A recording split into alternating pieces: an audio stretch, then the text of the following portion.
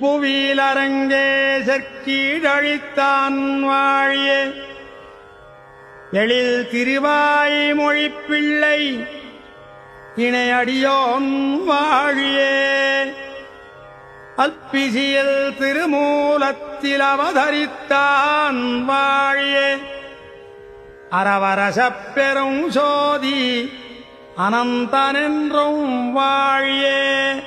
எப்பொழுதும் ஸ்ரீசைலமேத்த வந்தோன் வாழியே. ஏராருமெதிராசரண உதித்தான் வாழியே.